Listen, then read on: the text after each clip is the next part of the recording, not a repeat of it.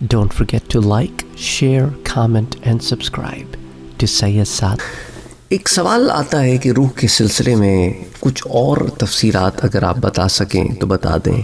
میں نے آپ سے ذکر کیا تھا کہ روح سے متعلق میں آپ لوگوں کو ایک پلے لسٹ آلریڈی دے چکا ہوں، تو آئیے اس ضمن میں کچھ اور تفصیلات آپ سے شیئر کرتا ہوں. علامہ ابن ابی حاتم نے حضرت اکرمہ رحمۃ اللہ علیہ سے روایت کیا ہے کہ حضرت عبداللہ ابن عباس رضی اللہ تعالی عنہ سے روح کے متعلق سوال کیا گیا تو آپ نے فرمایا کہ روح میرے رب کے عالم امر سے ہے، تم اس کی حقیقت کو نہیں پا سکتے، تم وہی کہو جو اللہ نے کہا اور اس کے نبی نے سکھایا. وہ کیا ہے؟ وہ سورہ بنی اسرائیل کی آیہ مبارکہ ہے وَيَسْأَلُونَكَ عَنِ الرُّوحِ، وہ آپ سے روح کے متعلق سوال کرتے ہیں.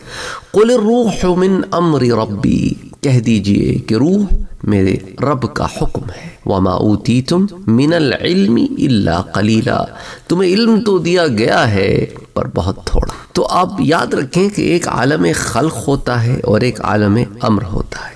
عالم خلق میں چیزیں تخلیق ہوتی ہیں درجہ بدرجہ، اور عالم امر میں چیزیں تخلیق ہوتی ہیں حکم سے، درجہ بدرجہ نہیں. حضرت جنید بغدادی رحمۃ اللہ علیہ فرماتے ہیں کہ روح کا علم اللہ کے ساتھ ہے، اس نے یہ اپنی مخلوق کو نہیں دیا. لیکن الا من ارتضى من رسول، مگر اپنے رسولوں میں سے جس پر جو علم منکشف کر دیا. لیکن ضروری تو نہیں ہے کہ جو علم اللہ کے نبی اللہ کے رسول ہمیں نہ بتلائیں، اس کا یہ مطلب نہیں ہے کہ وہ علم انہیں بھی نہیں دیا گیا. بس انہیں جو حکم ہوا کہ یہ بتا دو بتا دیا. جس علم کے ہم متحمل تھے وہ ہمیں بتا دیا گیا، جس علم کو ہم سنبھال نہیں سکتے تھے، ہماری ضروریات سے نہیں تھا، وہ ہمیں نہیں بتایا. اس لیے اس میں بحث نہیں کرنی چاہیے. البتہ یہ موجود ہے، اور ابن عباس رضی اللہ تعالی عنہ اور اکثر سلف الصالحین سے یہی منقول ہے کہ اللہ بہتر جانتا ہے. ہمیں اس بحث میں نہیں پڑنا چاہیے. بہرحال کتاب العظمہ میں ابو شیخ نے وہاب ابن منبہ سے روایت کی کہ انسان کا نفس بھی چوپایوں کی طرح پیدا کیا گیا ہے. وہ خواہشیں رکھتا ہے، انسانوں کو برائی کی طرف بلاتا ہے، اور اس کی قیام گاہ پیٹ ہے. یعنی نفس کا تعلق پیٹ سے بہت جڑا ہوا ہے. پیٹ کی جو حاجتیں ہیں ان کو پورا کرنے کے لیے انسان کیسے کہتے ہیں نا، ایک ہوتی ہے حاجت اور ایک ہوتی ہے آرائش، ایک ہوتی ہے علائش. یعنی ہم نفس کو اتنا موٹا کر رہے ہیں کہ وہ کہے کہ جی دال آئے تو منہ بن جائے، نہاری سے کم بات نہ بنے. یعنی نفس کی خواہش اتنی بڑھ جائے کہ وہ سرٹن چیزوں پر کہے کہ ہاں بھائی یہ ملے گی تو ٹھیک ہے ورنہ چوڑا ہو جائے. انسان کی فضیلت اس کی روح سے ہے، یاد رکھو. جس کا مسکن انسان کا کیا ہے؟ دماغ ہے. انسان اس سے زندہ رہتا ہے، یہی انسان کو بھلائی کی دعوت بھی دیتا ہے.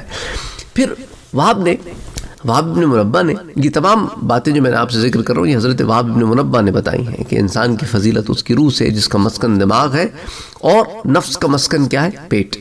پھر حضرت وہاب نے اپنے ہاتھ پر ناک کی ہوا نکالی، کہا کہ دیکھو یہ ٹھنڈی ہے کیونکہ روح سے ہے. پھر منہ سے ہوا خارج کی اور کہا کہ یہ گرم ہے کیونکہ یہ نفس سے ہے. اس کے میڈیکل ریزنز بھی ہوں گے، لیکن انہوں نے اس زمانے میں حضرت وہاب ابن منبہ جو ہے تابعین میں سے ہیں، تو انہوں نے اپنے زمانے کے لحاظ سے اس کو ایک نان میڈیکل ٹرمز کے اوپر لوگوں کو سمجھانے کے لیے یہ بتایا. اب اس کی مثال وہ کہتے ہیں کہ میاں بیوی کی سی ہے کہ جب روح بھاگ کر نفس کے پاس آتی ہے تو انسان آرام پاتا ہے اور سو جاتا ہے، جب جاگتا ہے تو روح اپنی جگہ آ جاتی ہے. اس کی توضیح یہ ہے کہ جب تم سو کر جاگتے ہو تو محسوس کرتے ہو کہ کوئی چیز تمہارے سر میں حرکت کر رہی ہے. دل کی مثال بادشاہ کی سی ہے، اور تمام جسم کے اعضاء جو ہیں وہ اس کے خادم ہیں. جب نفس برائی کا حکم دیتا ہے تو اعضاء متحرک ہوتے ہیں، مگر روح روکتی ہے اور خیر کی طرف بلاتی ہے. اکثر دل مومن ہوتا ہے تو روح کی اطاعت کرتا ہے، اور اگر کافر ہوتا ہے تو نفس کی اطاعت کرتا ہے اور روح کی مخالفت کرتا ہے. یعنی کہنے کا مقصد یہ ہے کہ انسان کا جو نفس ہے وہ اسے خواہشات کی طرف ابھارتا ہے، اور روح جو ہے وہ روحانیت کی طرف بلاتا ہے. اب انسان کا دل جو ہے وہ آماج گاہ بن جاتا ہے جہاں پر یہ جنگ ہوتی ہے. اب دل کا جھکاؤ جس طرف ہوگا اس طرف انسان کا عمل ہوگا، اور پھر وہ اعضاء کو حکم دے گا کہ یہ کرو یہ نہ کرو. طبقات میں ابن سعد نے وہاب ابن منبہ سے روایت کیا ہے کہ اللہ نے ابن آدم کو مٹی اور پانی سے پیدا کیا، پھر اس پہ نفس پیدا کیا جس کے سبب کھڑا ہوتا ہے ابن آدم. بیٹھتا ہے، سنتا ہے، دیکھتا ہے، جانتا ہے، اور جن چیزوں سے چوپائے بچتے ہیں ان سے یہ بھی بچتا ہے۔ پھر اللہ نے روح کو پیدا کیا جس کے سبب اس نے حق و باطل کی پہچان کی، ہدایت اور گمراہی کو جانا، اسی وجہ سے ڈرا اور آگے بڑھا اور کاموں کے انجام کو معلوم کیا۔ اہل سنت کا اجماع ہے کہ روح حادث ہے اور مخلوق ہے، اس میں کسی کو کوئی اختلاف نہیں سوائے ان کے جو زندیق ہوں۔ ابن اسحاق بیان کرتے ہیں کہ عبداللہ بن ابی جعفر نے فرمایا کہ میت کو جب تخت پر لے کر چلتے ہیں تو اس کی روح ایک فرشتے کے ہاتھ میں ہوتی ہے جو اس کے ہمراہ چلتا ہے۔ نماز کے لیے جب میت کو رکھتے ہیں تو وہ رک جاتا ہے، جب دفن کے لیے لے کر چلتے ہیں تو وہ بھی ساتھ چلتا ہے۔ جب میت کو قبر میں رکھ دیا جاتا ہے تو اللہ اس کی روح کو واپس کر دیتا ہے تاکہ فرشتے سوال و جواب کریں۔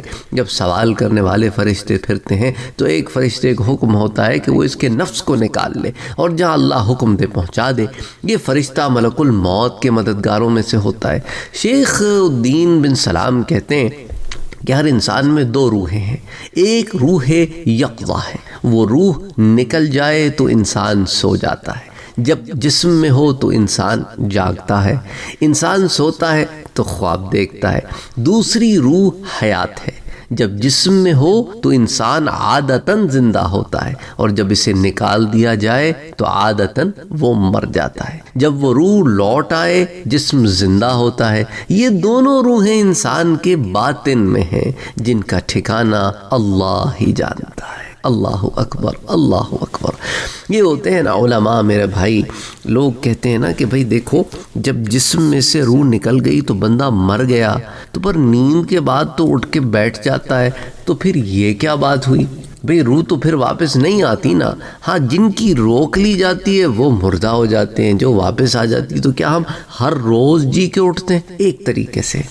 اس لیے آپ دعا کیا پڑھتے ہو سونے سے اٹھنے کے بعد کہ الحمدللہ الذی احیانا بعد ما اماتنا والیہ النشور۔ لیکن یہ موت وہ موت نہیں ہے جو مستقل طور پر روح کے نکل جانے سے ہوتی ہے۔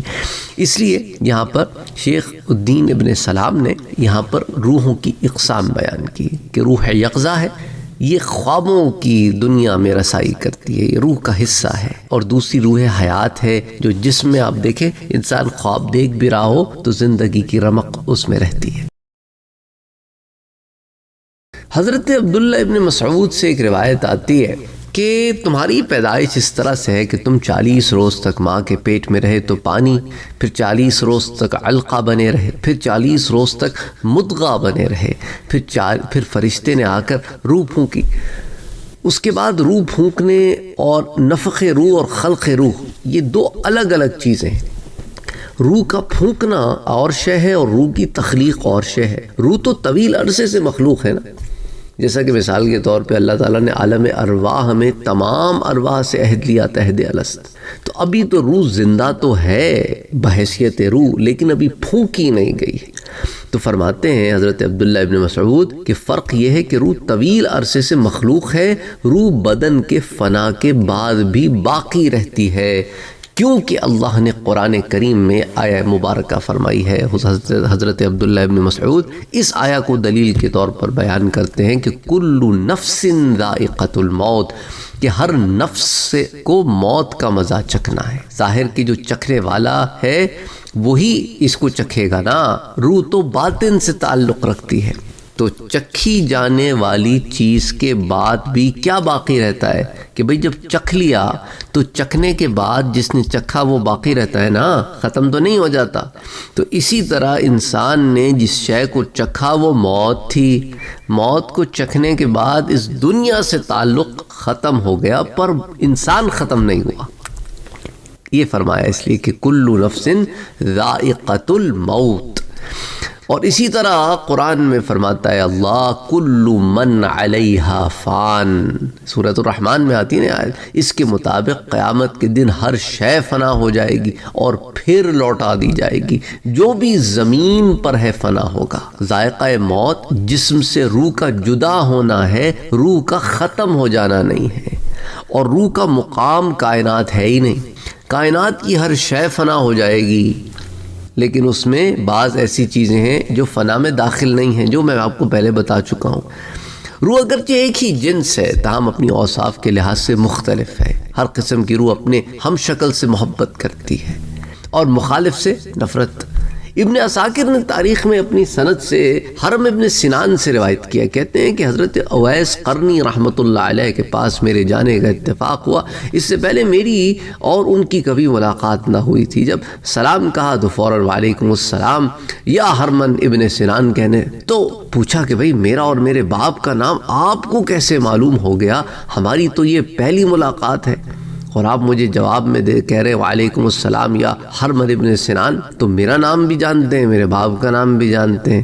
تو بتایا کہ جب تم نے گفتگو کی تو میری روح نے تمہاری روح کو شناخت کر لیا، کیونکہ جسموں کے نفس کی طرح روحوں کا نفس بھی ہوتا ہے، اور مومن کی روحیں ایک دوسرے کو پہچانتی ہیں اور اللہ کی رحمت کی وجہ سے بلا دیکھے ایک دوسرے سے محبت رکھتی ہیں۔ حدیث میں کہ جب اسرافیل علیہ السلام روحوں کو پکاریں گے تو مومن کی روحیں بھڑکدار نور کی مانند آئیں گی اور کافروں کی ارواح اندھیرے کی مانند۔ پھر جب سب کو جمع کر کے سور میں رکھیں گے، پھر سور پھونکیں گے تو اللہ تعالیٰ فرمائے گا مجھے اپنی عزت اور جلال کی قسم ہے، ہر روح اپنے جسم کی طرف واپس لوٹ جائے گی۔ تو روحیں شہد کی مکھیوں کی مانند زمین و آسمان کو پر کر دے گی اور ہر روح اپنے جسم کی جانب چلے گی۔ جسم میں اس طرح داخل ہوگی جیسے جسم میں زہر سرایت کرتا ہے۔ تو حضور صلی اللہ علیہ وآلہ وسلم نے اپنے ارشاد میں روحوں کو شکل و صورت میں شہد کی مکھیوں سے تشبیہ نہیں دی، بلکہ محض نکل کر منتشر ہونے میں شہد کی مکھیوں سے تشبیہ دی ہے۔ یہ بالکل ایسا ہے جیسے حق تعالیٰ نے فرمایا کہ وہ قبروں سے منتشر ٹڈیوں کی مانند آئیں گے۔ اس حدیث میں یہ بھی بیان کیا گیا ہے کہ مومنین کی روحیں جابیہ سے اور کافروں کی برہوت سے آئیں گی۔ وہ اپنے جسموں کو اس طرح پہچانتی ہیں جس طرح تم اپنی سواریوں کو، بلکہ اس سے بھی زائد۔ مومنوں کی روحیں سفید ہوں گی اور کافروں کی سیاہ۔ ابن مندہ نے عمر بن منبہ سے مرفوعاً روایت کی ہے کہ حضور اکرم صلی اللہ علیہ وآلہ وسلم نے فرمایا کہ اللہ تعالیٰ نے اپنے بندوں کی روحوں کو بندوں سے 2000 سال پہلے پیدا کیا، تو جنہوں نے ایک دوسرے کو پہچانا وہ مل گئیں اور جنہوں نے نہ پہچانا وہ مختلف ہو گئیں۔ پھر ذریت آدم کو ان کی پشت سے نکال کر جب اللہ نے آدم کو پیدا فرمایا تو ان کی پشت پر ہاتھ پھیرا، تو قیامت تک پیدا ہونے والی ذریت آپ کی پیٹھ سے نکل آئی۔ امام حاکم نے حضرت ابو ہریرہ سے روایت کیا ہے اور امام حاکم نے ابی ابن کعب سے وَإِذْ أَخَذَ رَبُّكَ مِن بَنِي آدَمَ مِن ظُهُورِهِمْ، اس آیہ مبارکہ سورۃ الاعراف کی جو آیہ ہے نا، اس کی تفسیر میں لکھا ہے کہ اللہ تعالیٰ نے ان سب کی ارواح کو نکالا، ان کو صورت اور قوت گویائی عطا کی، انہوں نے گفتگو کی اور اللہ سے معاہدہ کر لیا۔ اب آپ اس سے اندازہ کریں کہ یہ چند اور میں نے آپ کو ڈیٹیلز پرووائڈ کی ہیں روح سے متعلق۔ ویسے تو پوری پلے لسٹ ہے، اس کے اندر کچھ باتیں جو میں نے آج آپ سے ذکر کی ہیں، شاید ان میں سے بعض باتیں دوسرے دروس میں بھی روح سے متعلق ذکر کر چکا ہوں، کچھ ایڈیشنل انفارمیشن آج آپ سے میں نے شیئر کی ہے۔ تو انسان بڑی کمپلیکس اینٹیٹی ہے، اس میں نفس بھی ہے اور روح بھی ہے، اور روح کی بھی قسمیں ہیں اور روح کا بھی نفس ہے۔ اللہ ہمیں توفیق عطا فرمائے کہ صحیح معنوں میں علم دین حاصل کریں اور اس سے ہم اپنے لیے دنیا اور آخرت میں اپنے رب کو راضی کرنے والے بن جائیں۔ آمین یا رب العالمین۔